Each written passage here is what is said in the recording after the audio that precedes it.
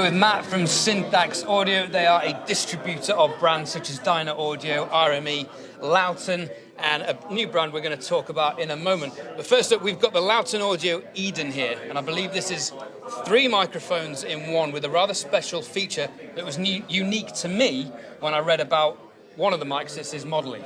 Is it modeling or circuit replicating? Circuits, completely different circuits for the 3 microphones. So you get a normal setting, you get a forward setting and a gentle setting. And you can kind of mess about with all of these depending on what you're recording, and it'll give you completely different sounds. Forward's got this kind of modern sound, very kind of in your face. Normal, as I say, is kind of just as the microphone is really. And gentle's maybe better for, let's say, taming kind of harsher sounds. So maybe pianos, things like that. Gentle's really good for that.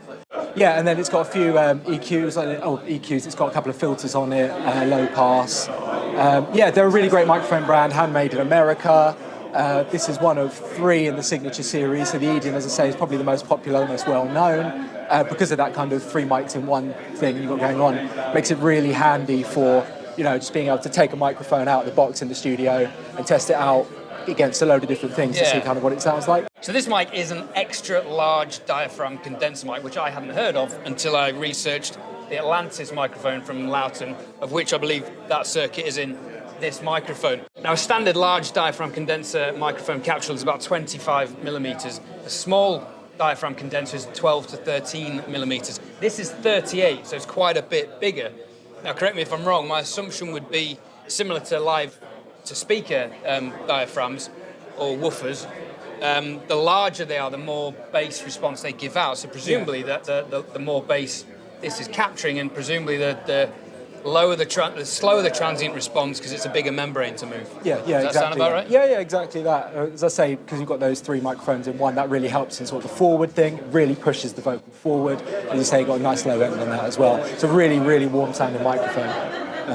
Yeah, I read on the Atlantis it's capturing an extra, like there's a bump at 50 to 100 hertz, which I would say is indicative of the larger diaphragm, because normal condensers aren't necessarily hot at that frequency range, and it looked on the frequency chart hotter than a standard ribbon as well. Yeah, for sure. As I say, it's a really detailed microphone. It's really good for a wide range of different applications. As I say, it's great for just when you need to get it out of the box in the studio.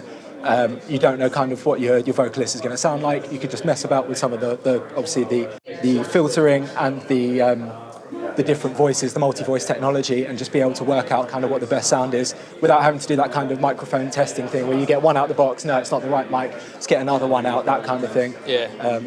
And it just looks meaty. It's a heavy old microphone as well. Seriously, like it comes with a nice hard case. It also comes with its own power supply as well. It's a really, really heavy duty microphone. It's a beautiful thing as well. Any tubes inside or anything? No. You've just released the Newton channel strip. How's that different to the Shelford? Yeah, so the Shelford channel was Rupert's kind of best of the history of Rupert in one channel strip, where you have a transformer-coupled mic pre, an inductor EQ, and a diode bridge compressor with a silk output section on it. The Newton uses a different mic pre design that's similar to the 5050, the 5211 mic pre, or the 511 from our 500 series. A capacitance EQ and a VCA compressor. So there actually are several differences in it. The output section is the same. It uses the same red, blue, silk output section that we use in the Shelford channel, and we have the same tapped output. So we have a 0 output, and we also have a -6 output on both the Shelford and the Newton. Reason being, you can drive these channels really hard and get that extra kind of glue and nice color that Rupert is known for. Yeah, I know from the 542s, the silk and the texture's delightful. Yeah, thanks. Really adds some weight to a mix. Absolutely. So the red silk is kind of like our way of adding upper, mid-range or high-end kind of a sheen to things. And the blue silk adds kind of a big, meaty, beefy low end to things without affecting the EQ. It's not an EQ. Yeah. It's doing a harmonics, a second and third order harmonic distortion. Yep, I've definitely been guilty of overusing that on my 542. Haven't we all? And And you've just released the RNDI 8. I've just done a review recently on the RNDI and compared that to another brand and a high-Z input on a well-known brand's interface with very interesting results. The extra texture that delivers, it just helps. We used it on bass and it really helped that sit in a mix on more frequency ranges beautifully. Yeah, so talk me through the RNDI 8. I presume it's just 8 lots of that. Well, if you like the RNDI, you'll like this 8 times better. So it is 8 channels of RNDI in one rack U. The only difference there are 2 differences primarily from buying 8 of these. One is that it doesn't have the speaker output ability. I mean, the ability to take the speaker in the output of an amplifier and switch it into speaker mode. But it does have a pad on it, so you can. It's the first time we put a pad on anything, because most of the time we don't need. You have 21.5 dB of headroom on our DIs, and you don't typically need a pad on it. But we put it on there because the output of some DJ mixers out there, specifically the Pioneer DJ mixer, has a 27 dB output. So if you want to plug a DJ mixer in there, you have to pad it down. DJs live in the red. They live in a different world than us. And then the other difference that we did is we put an actual, there's a pin ground lift on the back, but we also have a chassis ground lift on the front. So if you need to isolate a channel from the chassis, you can do that via the chassis ground lift on the front. Right, thanks for the introduction. I'll be putting links below. They will be linked to THOMANN, who are sponsoring this video. I'm with Sam from Heritage Audio, who are based in Spain, and one of their pieces really caught my attention, which was the TUBESESSOR. Please talk me through this, because there's a lot of features on this you wouldn't get on a normal opto compressor. Exactly. What we've done with this unit is kind of based on also a pretty well-known famous unit, a great optical valve compressor, but we decided to include a couple extra features. First one being, now first, if you keep it in classic mode, then it's basically very similar to another optical tube compressor. But we also offer 3 different modes, progressively more and more, mild, medium, and hot, to cook the signal a little bit. So, I mean, if you keep it in classic, it's a pristine, very clean, very dynamic, lots of headroom, gorgeous compressor that you can compress the hell out of something and still maintain its integrity. Okay. But if you want to, give it a little bit of texture or cook things up a little bit, give it a little bit of edge to it, you can slip into one of these tube saturation modes, which also works in conjunction with the gain. So it depends on how hard you push it, you get more, obviously, more tube saturation going on. But if you leave it in classic mode, then you got that pristine, gorgeous sound that everybody has loved for a long time.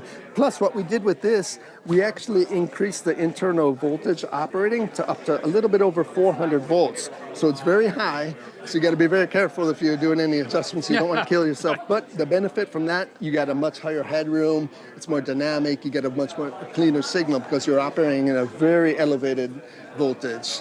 So it's a very, very clean signal. And we also decided to include our famous sidechain filter, which we've had on several of our compressors.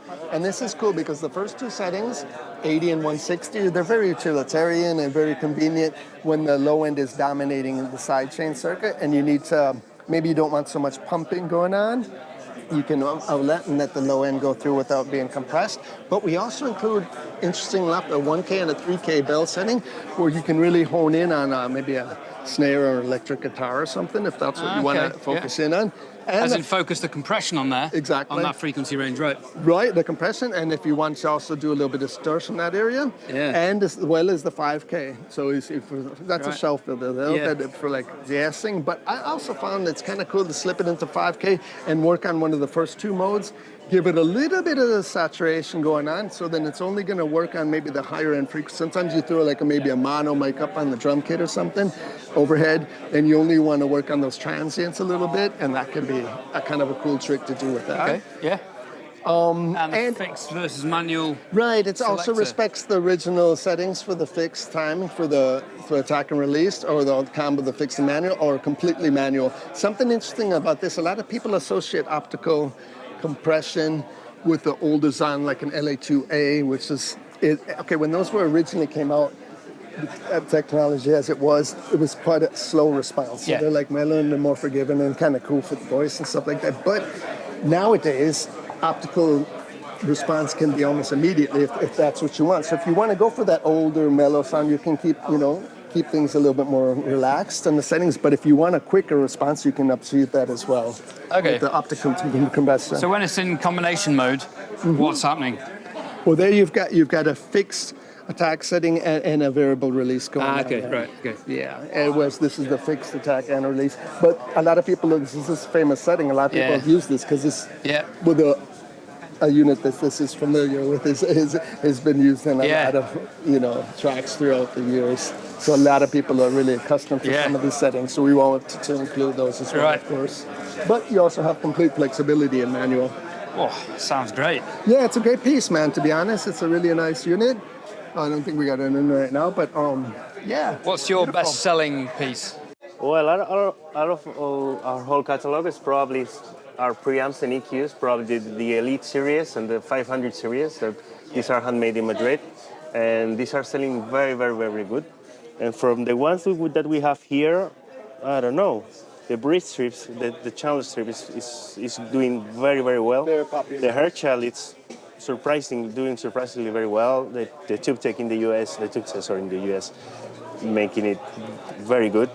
And well, the lines have been around for only 2 months, so we hope. The response, the first few months so far on these things, or the first year on this guy, it's been impressive, to be honest. And the comments and the feedback we're getting from people, they're really digging this stuff. I'm here with Thomas from TK Audio. Thomas is Mr. TK himself. What's your flagship brand? The flagship has always been the compressors. That was our first product released 15 years ago.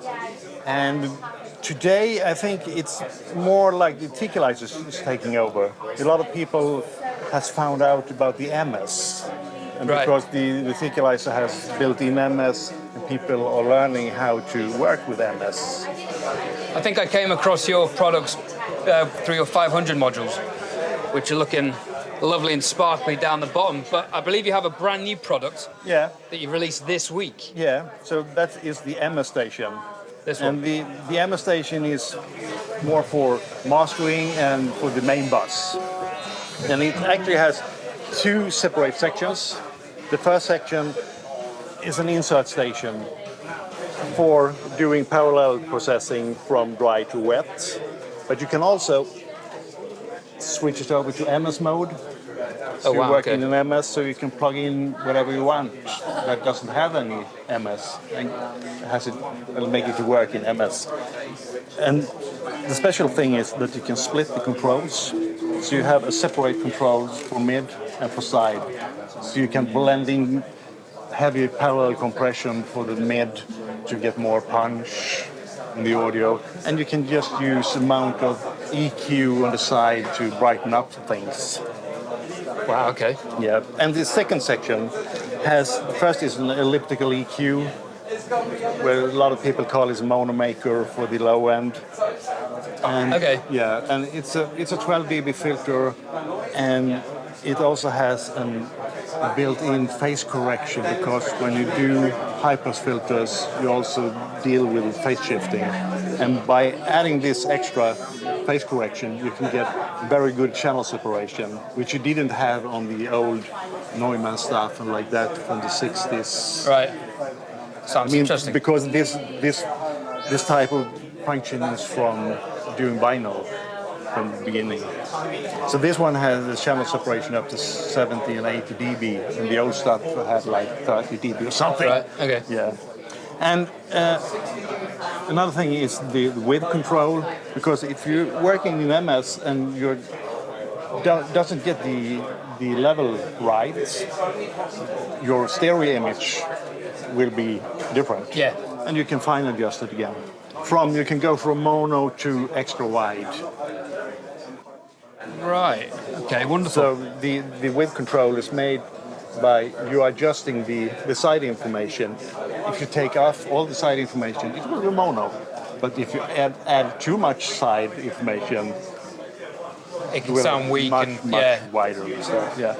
And the thing is, when you get this unit, you have one set of inputs, one set of outputs, but you can use it separate. So you can have the insert part in the early in your chain, and you use this one by the end of your chain. Ah, okay. Yeah, because here So this would go right before your conversion. Yeah, and you and your can output. here you can monitor or listen to your left side. That's great, You can yeah. listen to the right. You can listen to the mid and to the side, and you can also go in and monitor what you're doing here, even if it's in the beginning of the chain. You can go in and listen to the left, what you're doing there, or the mid, or listen to the right when you're blending, or the side. And you can also go in and listen if this one is active. You can go in and listen to the low frequencies that you're blending in from left to right and the right to left that you're monoing. You can go in and listen to them separately as well. Oh, this sounds fascinating and quite a lot of fun to experiment with. How much are these retailing for? In the UK, it will be $17.99 introduction price. Right, okay. And it will start to ship now in late August. Oh, wonderful stuff. All right, we're outside in a marquee at Tileyard, and I'm with Marek from Dangerous Music. Marek, talk me through some of your pieces, because they're high-end, aren't they? It's high-end pro audio conversion, compression. Yeah, it's some of the best stuff you can get out there. The idea is really that we create a system. It's called a system complete. You can buy it in a modular format. So in other words, hey, you can't go out and drop $25,000. We don't expect anybody to. But maybe you start with a monitor controller, or you start with an A/D converter, or you start with a piece and you can buy it piece at a time, customize your system, maybe grow into the whole thing, maybe just have your own version of the Dangerous system. So that's the idea behind it. It's also transparent yet musical and versatile. What we mean by that is you can make things that are clinically accurate, but they don't have a soul. So we're trying to build something that's transparent but still has a feel to it. Our belief is that we don't want to tell you what your music sounds like, right? You're a creative. We're not making yesterday's hits. We're not trying to chase today's hits. We're trying to make tomorrow's hits, the future. So we're not going to put our patina, our color stamp all over you. We want to give you whatever you gave it, whatever your vision is as the artist. And then we give you the ability to change the colors. So we'll have color circuits in stuff. It's always on true hardwire bypasses. So you see something that says transformer, that's a true hardwire bypass circuit, so it takes it completely out. So if today you're doing a classical record, you don't want that on there. Tomorrow you're doing hip hop, you're doing a metal record, you might want to bring it in and bring some color. You can decide, but it's in your control. Okay. So that's the philosophy behind the whole brand. What's your best-selling piece? Monitor controllers for sure, D-Box Plus and Monitor ST and AD Plus are leading the pack at this particular moment in time. Wonderful. And you've got a new piece, I believe. Relatively new. The last piece we released was TUBESESSOR XT, which is a 16-channel summing mixer.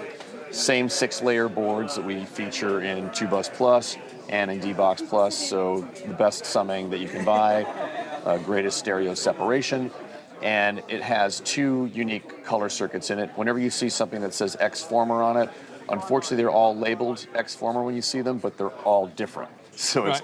So the transformer over in TUBESSOR Plus is a custom pair of Cinemag transformers. The transformer all the way up here in the AD Plus is a pair of Hammond transformers, as in Hammond B3, right? Oh, wow. They've been around for 100 years, believe it or not, that company, out of Canada. And then transformer here is a pair of off-the-shelf transformers where we listen to 25 different options out there and then pick the best one for the cocktail. So whenever you add a different piece of gear, you're not getting the same transformer. You're getting a different color circuit that you can experiment with, because life's too short to have the same stuff, right? Right. And then coherence is a completely unique analog circuit that we put in there. We put it on a knob so you can dial in how much you want. It'll take your sonics and it'll nibble at the transients, but push it forward and out a little bit. It's not cheating with like phase to make things wider, it just feels that way. Right. How's it doing that then? Chris Muth is the guy behind the analog circuit design. He's really the Rupert Neve of mastering. Like if you need your lathe rebuilt, you call Chris. He was at Sterling Sound for 6 years. He was at Masterdisc. He was at Hit Factory mastering. So he's really that audio messiah. So you'd have to ask him how he did it. I just explain what I want and what it should sound like, and then he creates it, or he has a vision himself. Wonderful. And I'm looking at your monitor controller here, Yep. thinking that does have everything you could possibly want on it. Yeah, it's you see this on in a lot of places, including many consoles. So you say to yourself, why is this sitting on like an SSL 4000 or something? It's because obviously the technology that we're using is at a greater place than was available to you, at that time or in those consoles. So what you're trying to get from a monitor controller is really nothing. You don't want it to do anything. You don't want it to change anything, and that turns out that's actually very complicated to do. You look at a vintage Neve console, what are you using to monitor through? Transformers. Transformers are cool to track with and to get color, but we certainly don't want it on our monitor section because we want something that is as transparent as possible to, again, take that artist's dream and translate the idea across as many mediums as possible. I'm a fossil, so I'm old enough to remember all the engineers complaining about, I got to mix this for radio and for vinyl, right? Well, we're still mixing for radio. Now we're mixing for seriously bad-sounding radio, right? We're mixing for vinyl because it's made a comeback. We're mixing for streaming. We're mixing for earbuds. We're mixing for laptops. We're mixing for club mixes. And we're mixing for the car. Yeah, right. Everything. We're mixing for all these different places. So, and this is expandable to 14 channels of Atmos. Also, you add. You add 3 SRs. So anyway, the point is you want something that's transparent, that's going to work on all those places, so you don't have to do confidence checks and go into your car and that kind of stuff. And what's this linked to? So it just comes with a Cat5 cable, shielded cable, and it goes to this module right here, which is the brain behind it. Wonderful. And how much is that costing retailing with the controller? I can tell you US $24.99. $24.99, okay. That's about £1,800, something like that. Thank you very much for your time. Right on, Interesting brother. to get your philosophy on high-end conversion and quality. I'm with Adam from Pope Audio, who has some interesting new 500 series pieces that we're going to talk about. You started quite recently, I believe. Yes, I mean, it's kind of around the beginning of lockdown. I'd had some ideas, but that kind of gave me the catalyst, really. Because I've been thinking of making stuff for years and years. Right. I've been working in repairing equipment for other people 30 years. I started off in Soundcraft as design and then didn't do anything since the last 30 years. Okay. And so somebody asked me to make something, and I never had the time to do it. And then here comes lockdown, so that kind of triggered it. Right. So it didn't start it, but so he just said, I'm like an EQ that just does very simple this. So we started off with the sort of a Baxendale EQ. The spec that he wanted, I thought that might not work. We made it, and everybody said, that actually sounds pretty good. Which, on paper, the figures, you wouldn't think it would work. Because it's quite extreme figures. It's, 20 hertz plus or minus 20 dB, 20K plus or minus 20 dB. Because the Baxendale curves are so sloped into the middle, so gentle, so phase coherent, it goes all the way up to the kind of 1Ks, middles. Right, and so it's actually a really forgiving, really pleasant, easy EQ to use. You can do a lot with it. A lot of people tend to boost on it rather than cut. And so you get that sort of smile, glamorous button. The front of house engineer from Slipknot uses it on his kick. Right. He has it plus 20 at 20 hertz, plus 15 at 20K. Oh, wow, okay. In a live situation. But because it goes all the way to the middle, it doesn't sound like those extreme frequencies. Okay. And then I like the idea of it's got optional different op amps. This one particularly has the Avidas in it. I do a version with just an op amp and not a transformer. That's to cover it. There's a guy who masters Atmos in the States. He's got 50 of them in a rack, and he just does just like one click on each frequency. So that's kind of took me by surprise, really, the acceptance of that. So that inspired me to then think of something else to make. What was the next thing you made? So then came on the chorus. I do a lot of work servicing Space Echoes, Roland Space Echoes, tape delays, which also have a chorus built in. I was thinking guitar pedals were and are very popular. The same sort of space inside a guitar pedal as there is in a lunchbox module. Yeah. So I was thinking, I wanted to make something that somebody could use a guitar-type effect, well, not just guitar, but that sort of type of effect, but have an access to a good signal quality in and out of it if you wanted to balance.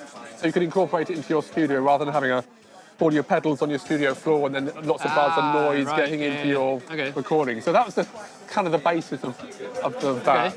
Nice. And then looking at the circuit, it's still an analog bucket brigade delay, exactly like it's in the original Space Echo. There's no simulation or digital or anything in it. All right. So I'd like to make things that you can see what's going on-ish. Yeah, yeah. And rather than just... I don't want to make clones of anything. Understandable, So understandable. everybody makes clones. And you've gone down the preamp route as well. Well, again, somebody said, oh, can you make me one? And I thought, well, do I want to make a preamp? Everybody makes a preamp. Why would anybody want to buy my preamp when there's your lovely leaves and all your APIs and things? But I made it and they said, oh, that sounds really great. And so I thought, well, make it my own, put another little back EQ on it and a few other features. So it's kind of, it's only been out a kind of couple of months really. And I was almost suffered from everybody wants a little bit of something different on it. So it's got quite a lot of features. Oh, it's a dual concentric. So that's a EQ little there. mini back on there. Right. So I've limited it. So instead of going to plus or minus 20 dB, it's only plus or minus 6. Okay. So you can't go crazy on it and mess up your tracking or, Yeah, right. you know, oh, I wish I hadn't done that as I track those drums. So it's, you know, a bit more gentle. Yeah. And then another thing that people didn't like is on a lot of preamps, if you want to drive them hard, or a nice analog preamp, you've got such a big signal coming out of it, you can't really use it very well. So the transformer's having a sort of like affects the sound obviously, but you can switch the transformer to a different ratio, which drops the output, but loads it with more sort of transformerness. And so then it has that sort of more of the transformer effect on the bottom end and things, but without having a huge output. So it's going to it'll drop it by say 10 dB. And you've got a couple of rack units there. Yeah. So again, a lot of people said, "Oh, I don't do Lunchbox. I like the EQ. Can you not do the EQ in a different format?" Right. So in the rack, it's got the same as sort of the top end, the top range of the Lunchbox. But I've added an extra octave switch, 20K, 40K, which again, 40K sounds really high, but by the time you get in, you're affecting the 2K, 3K, 4Ks. And sometimes people were finding it in a sort of mastering sort of way. It's a little bit harsh. So by switching up to 40K setting, you're just pushing it a bit up, more airy sort of sound. Yeah. Okay. So that just kind of makes it a bit more versatile. Now these next pieces caught my eye because of the wood finish. This is TIERRA Audio, which are a Spanish company. Yep. Yeah, all handmade in Madrid. They've got a real thing about eco-sustainability. So all the components, they try and source them from as close to Madrid as they possibly can, and then it's all built there in Madrid. And then for every unit you buy, they'll also plant one tree in Spain as well. So as I say, they've got this real thing about eco-sustainability. This is cherry wood, the front panels. As I say, it's a real beautiful looking thing. But yeah, they've got a whole range of different things in the outboard. So you've got this top one here is the Lava preamp, which is a single channel preamp. They've got a Kalima as well, which is another preamp. Both of them give you sort of slightly different flavours. This is probably the most popular item that they've got at the moment, which is the Gravity VCA compressor. I've not had a chance to play with this, but all the guys in the office are really loving it. It's kind of like a sort of mixed bussy compressor. I heard this yesterday, and I had to really play with the settings to figure out if it was doing anything. And it basically reminded me of the SSL G-Com, whereby it's so musical and subtle that it doesn't sound like it's doing anything, but when you press bypass, all of a sudden... Yeah, it's got that kind of nice like kind of glue thing that you need. Yeah, glue's the absolute word. And I, without making a comparison, so close to the SSL. And then finally on the bottom here, we've got the This Canyon. one looks interesting, yeah. Yes, the Canyon summing mixer. So 16 channels on that. It's got a insert as well. So if you wanted to put the Gravity with it as well, that's really handy for your summing mix. Both this and I believe one of the others, I think it's the EQ, the Ice Core EQ, which we don't have. It's another 2U unit.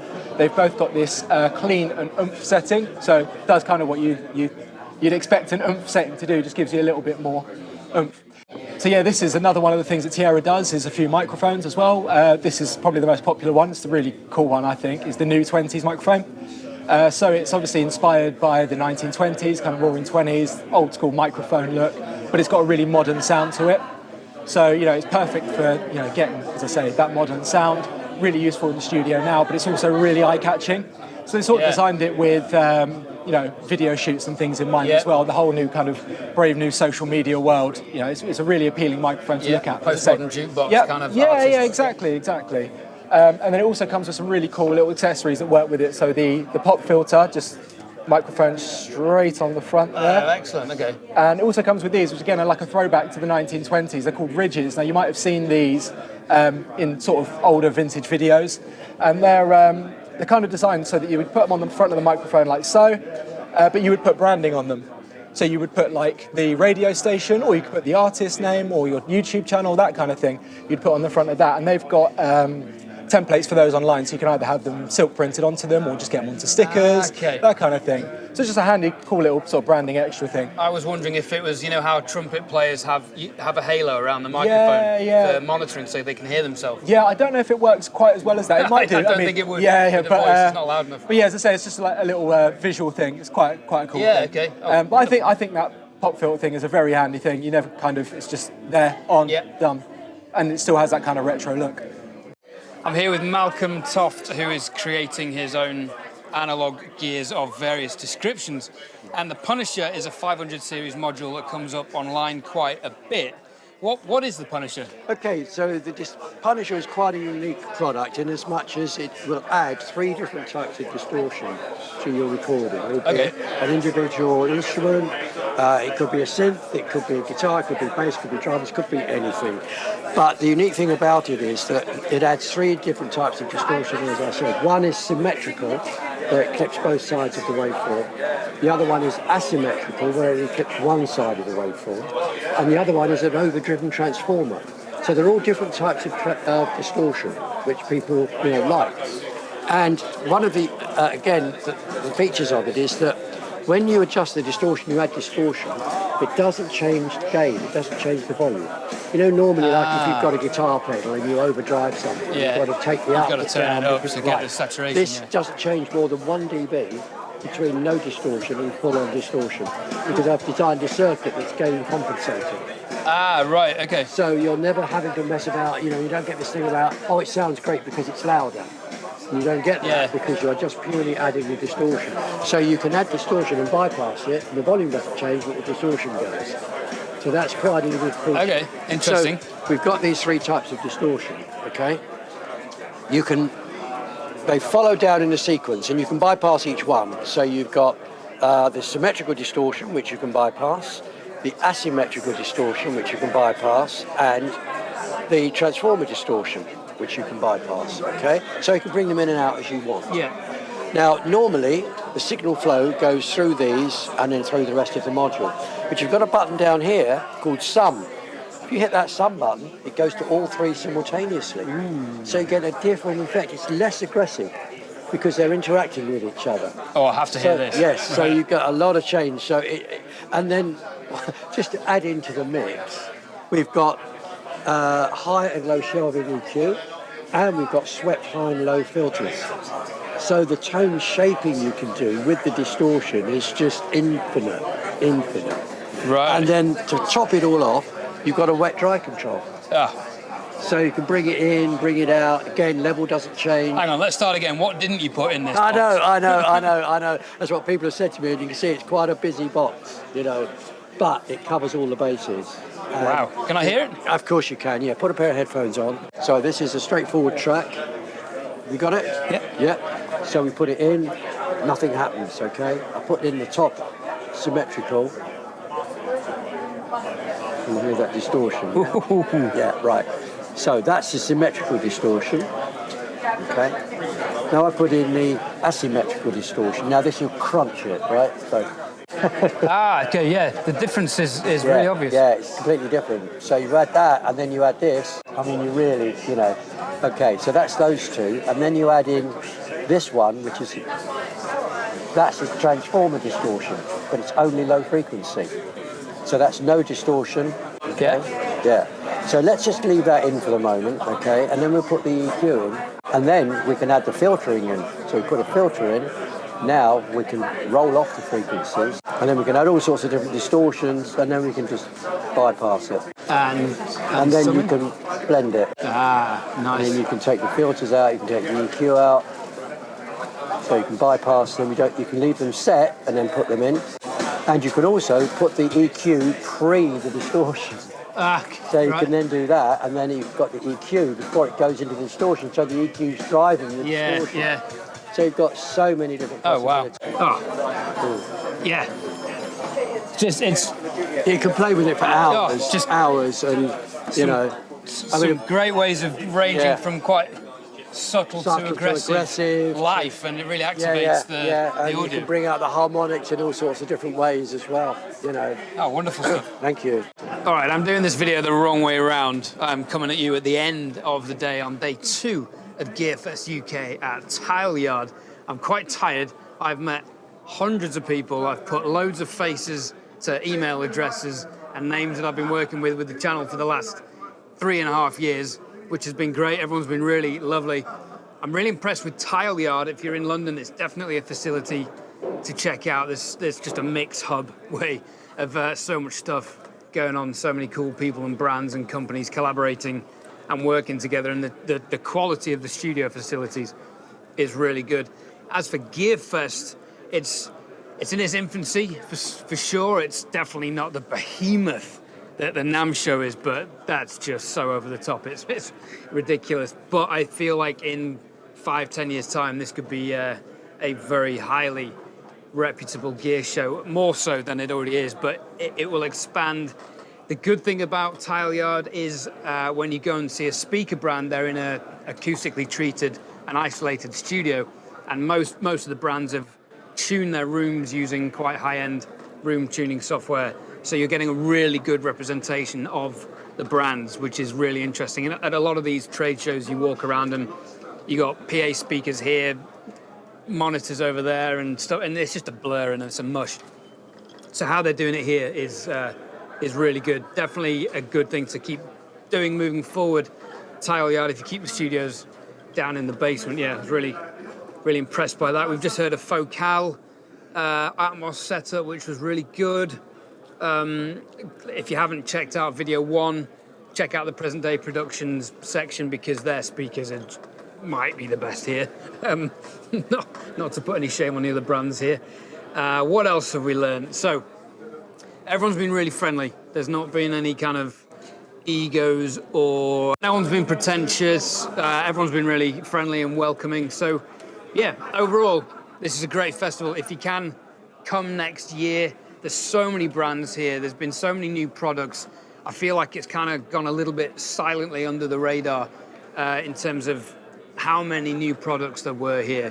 We've met some incredible mix engineers, some audio engineers and technicians and designers and scientists with heritage and legacy going back tens and tens of years, and they're just wandering around. And you know, it's been very humbling meeting and hanging out with those people. So, Tileyard, thank you for hosting a good GearFest and GearFest UK. Well done. Here's to next year. Onwards and upwards. Bigger and better than ever. I've been Ed Thorne. Enjoy the rest of the content. And thank you for TOMANN for sponsoring this video. Thank you to my friend Jay as well for filming. He's staying off camera. I've been Ed Thorne. It's been emotional. Thanks for watching.